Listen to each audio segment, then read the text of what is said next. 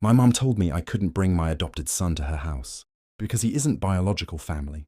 Now, after everyone has distanced themselves from her, she's begging to see him. My wife and I adopted our son Ethan 2 years ago.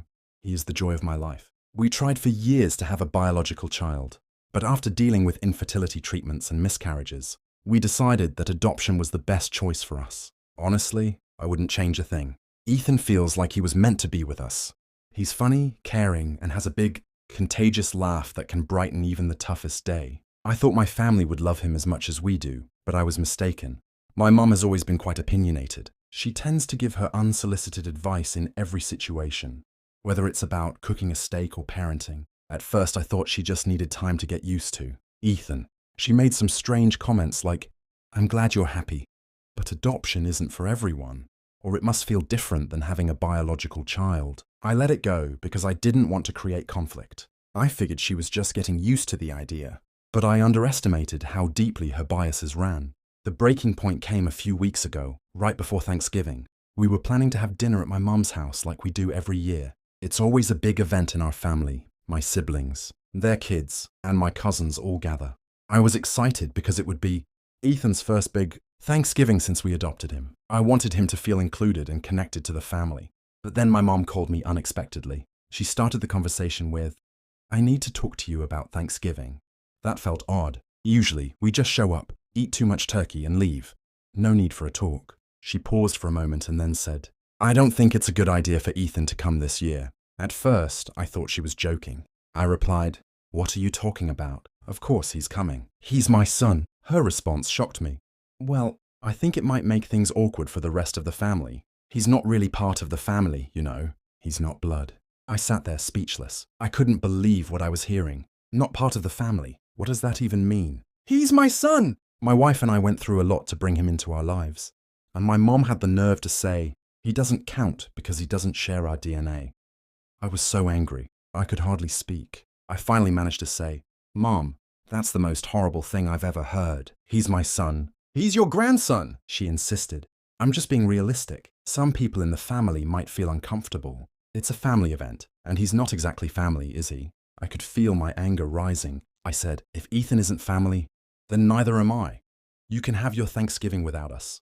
She tried to backtrack a bit, saying she didn't mean it that way, but the damage was done. I hung up the phone, furious. My wife saw the expression on my face and asked what happened. When I told her, she was furious too. She suggested that we should cut my mum out of our lives completely, but I wasn't sure what to do. Part of me wanted to confront her again and show her how wrong she was, but another part didn't want to waste my time. I ended up calling my sister and telling her what happened. She was shocked and said she couldn't believe Mom would say something so terrible. Then she revealed something surprising. "You know, Mom said something similar to me after you adopted Ethan." She told me she wasn't sure she could bond with him because he's not biologically related to us. That broke my heart. I thought my mom just needed time to adjust. But the truth is, she never even tried. She never saw Ethan as her grandson, and now it was clear she never would.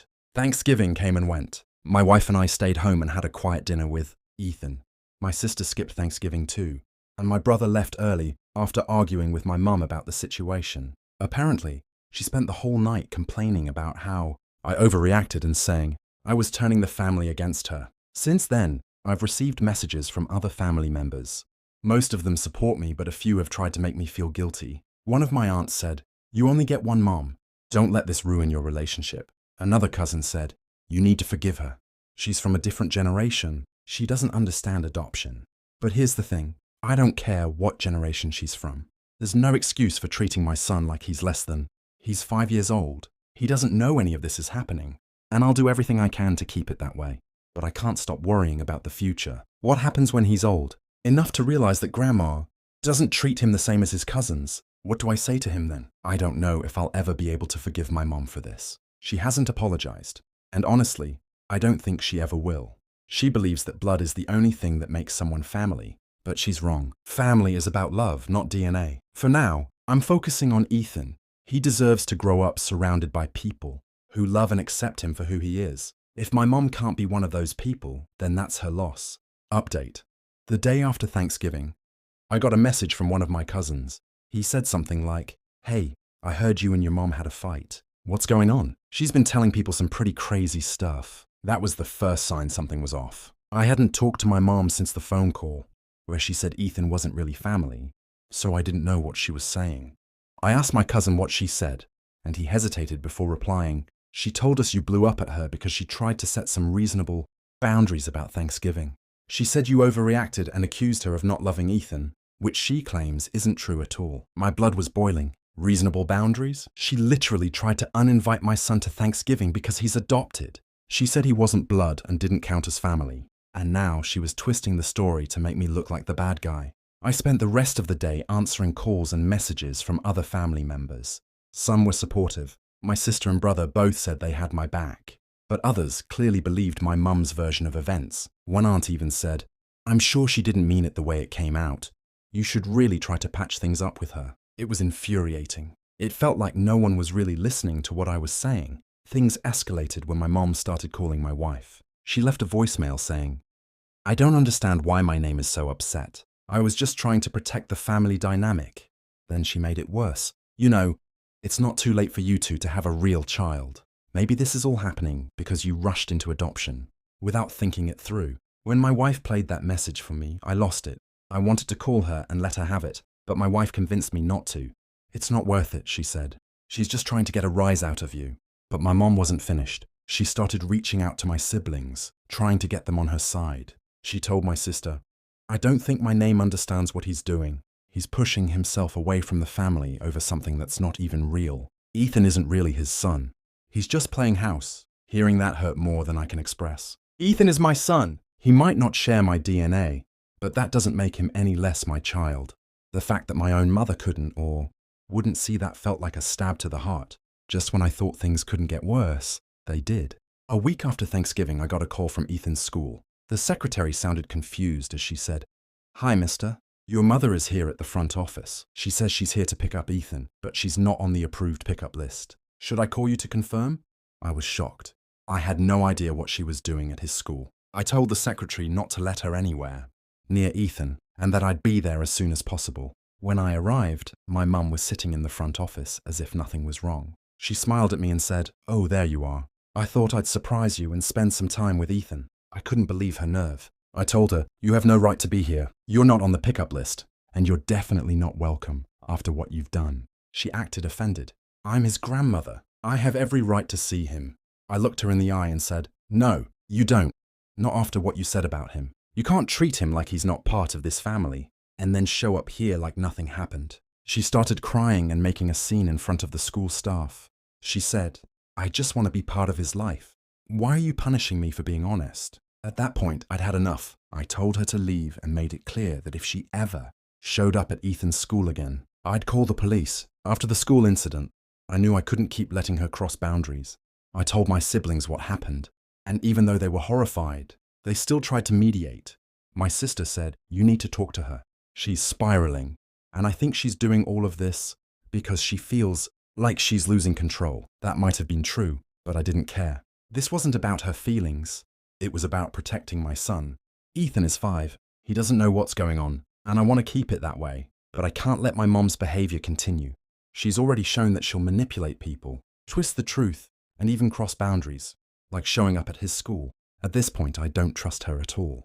I sent her a message telling her that until she apologizes and makes a genuine effort to change, I don't want her in my life. I made it clear that if she ever disrespects my son again, there will be no chance of reconciliation.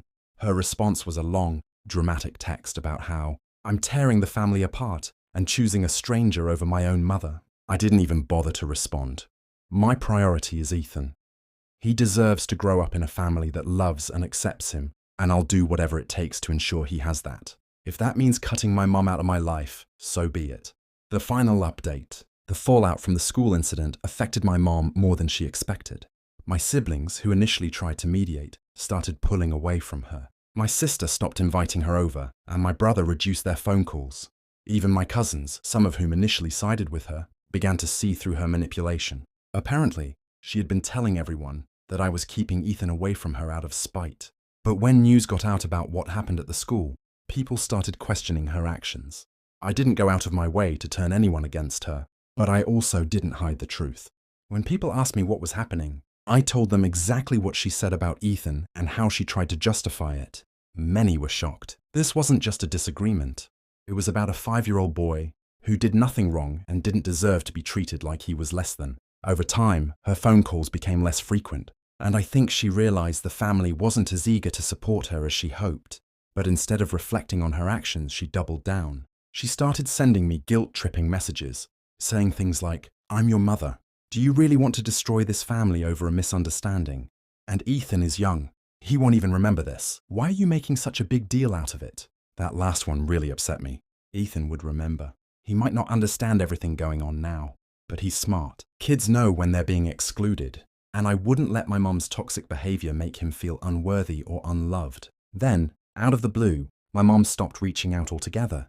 For a while, I didn't hear anything from her, and I thought maybe she had finally given up. But a few weeks ago, I got a call from my sister. She told me my mom had been acting strangely, crying during their conversations, saying she lost everything because of me, and even mentioning she might sell her house and move to another state. My sister asked if I would consider sitting down with her to clear the air. I told her the same thing I've been saying all along. If she apologizes and makes an effort to change, I'll talk to her. But I'm not going to pretend everything is okay just because she's upset. She hurt my son. That's not something I can just ignore. A few days later, my mum finally reached out. She sent me a long email, probably the longest message I've ever received from her. In it, she expressed regret about how things turned out and that she never meant to hurt Ethan.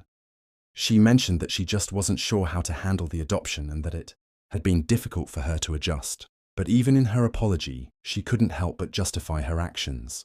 She wrote, "I was only trying to be honest with you, and I thought you'd appreciate my perspective as your mother." It wasn't an apology. It was an excuse. She still didn't take responsibility for her actions. She still didn't see what she did wrong. I didn't respond right away. I needed time to think. My wife and I discussed it, and she raised a good point. Do I really think she's going to change, or is this just another way to get what she wants? I didn't have an answer.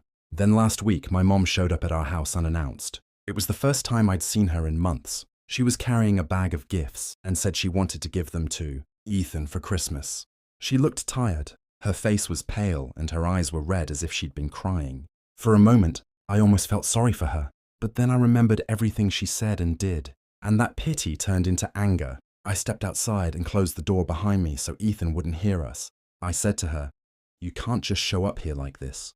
You're not welcome until you fix what you've done." She started crying and said, "I'm trying, okay? I'm trying to make things right. Please don't shut me out." I asked her directly, "Do you even understand why I'm upset? Do you understand why what you said about Ethan was so wrong?" She looked at me and said, "I just want things to go back to how they were. I'm sorry if I hurt you, but I'm still your mother.